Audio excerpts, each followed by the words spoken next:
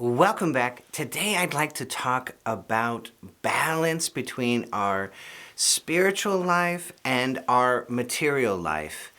I read this wonderful post from one of my yoginis, and she was struggling with that interior search and that exterior search in her life. And she kind of swayed one way, and then she swayed the other way, and then she began to find balance. It was really beautiful. So I want to talk a little bit about that today. I've been doing that balance for so long. I know what that balance looks like. I know what it feels like. I know when it starts to sway, and as soon as it starts to sway one direction or the other direction, I bring it back. And I know what the pitfalls on both sides, what they look like, what they feel like. So it's easy to avoid, but I know them. In fact, I've fell down every single one. So I know what all those pits look like. And that's how I avoid them, because I already fell down all of them, you see? So for me, it's very simple, it's very easy. But let's draw that out and give some examples. How can we do this? How can we maintain balance? So let's get into it.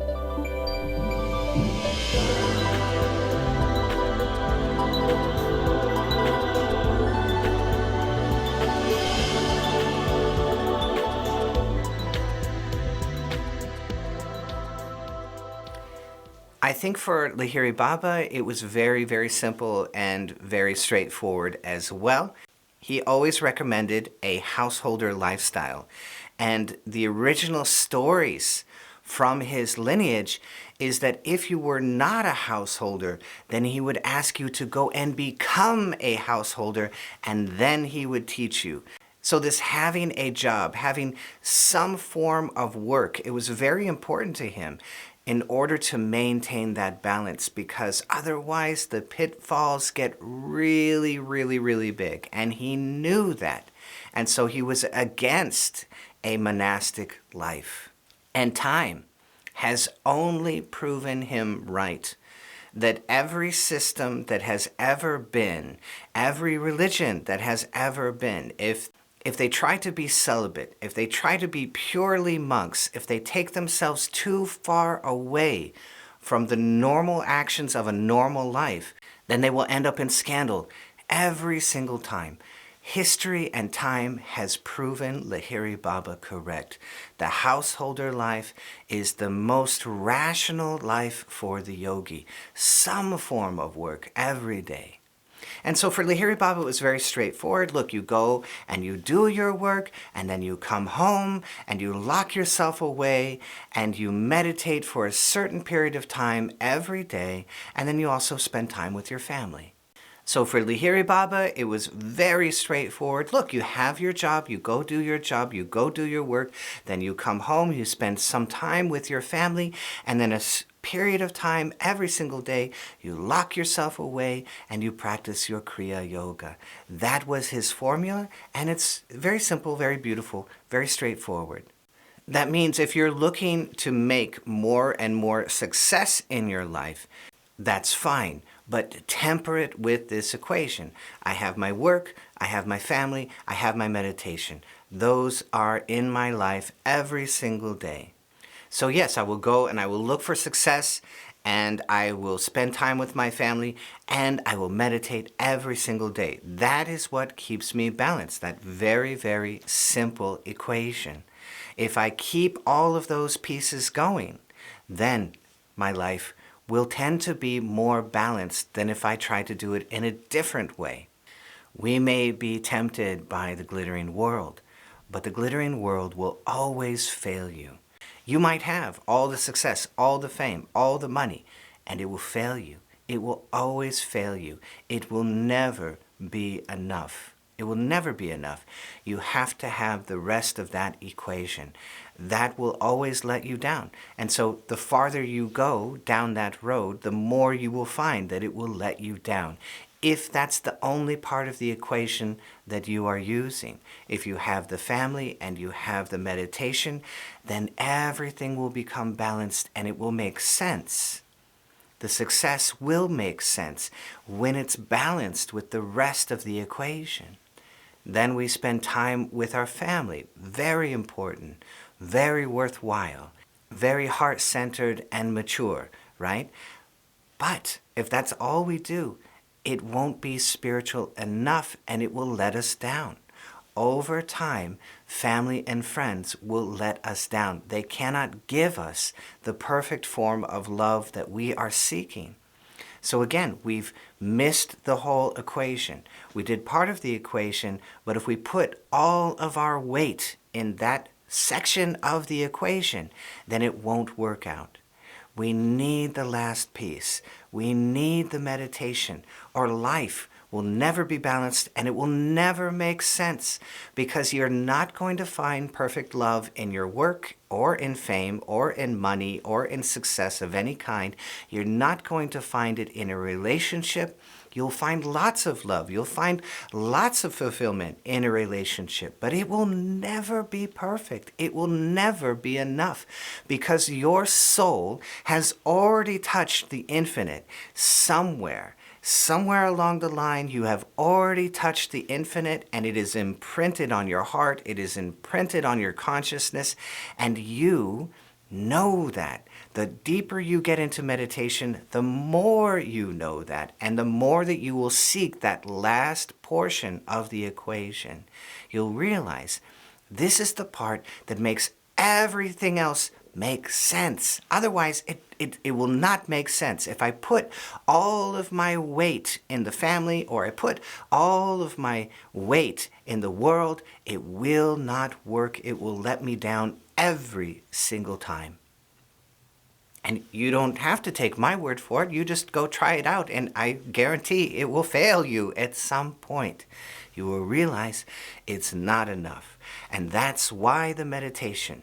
Then the life makes sense. Then the equation is balanced. I'm doing some meditation.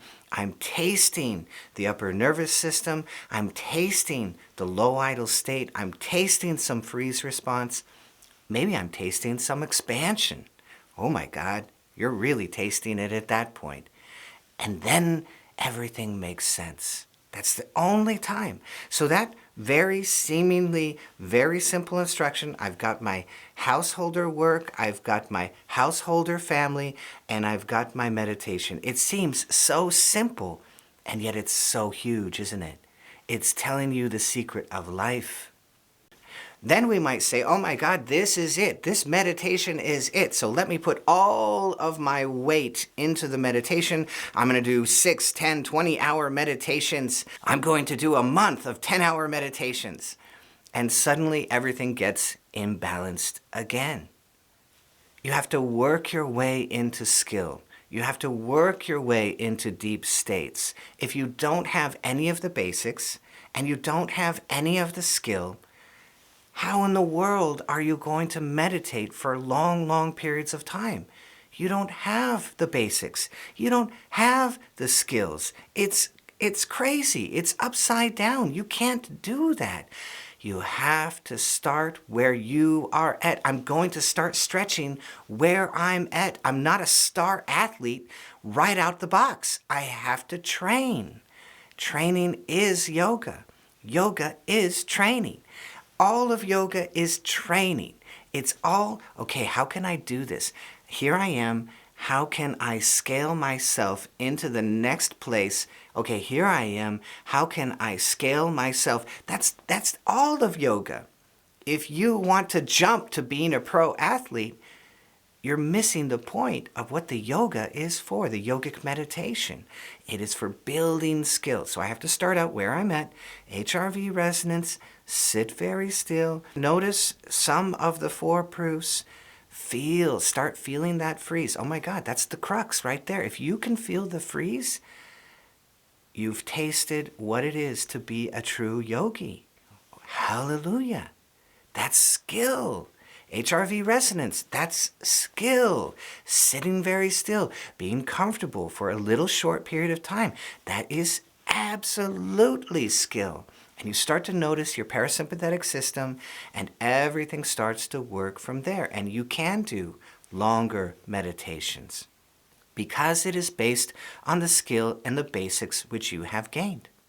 So if we delete the rest of the equation and we go into the woods, or we go into an ashram, or we go into a monastery up in the woods and we meditate like crazy, we might think it's like a shot in the arm. But sometimes I meet lots of people that come back from that and they say, oh my God, I hate it. Some of my very best yogis, when we met, they said, I love Kriya, I hate Kriya. I'm like, whoa, we gotta unravel that, don't we? When you are a hammer, everything looks like a nail. So when you come to the spiritual life, you say, I have worked really hard and pushed really hard and it did great things in my life. And you come to meditation and you say, I'm going to work really hard, I'm going to push really hard, and that's going to work. And it will work some. But at a certain point, it will fail you because you're using stress, sympathetic, not parasympathetic. You're using your left brain, not the right brain. This is not a nail.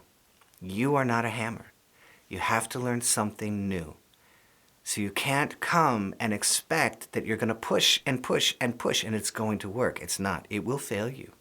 I know of yogis doing 600 kriyas every single day. Push, push, push, push. And they're very proud of all the 600 kriyas that I can do and you can't do it. Well, that's ego. What was all that kriya for? What was all that kriya for? What was the point? You're full of ego. What was the point?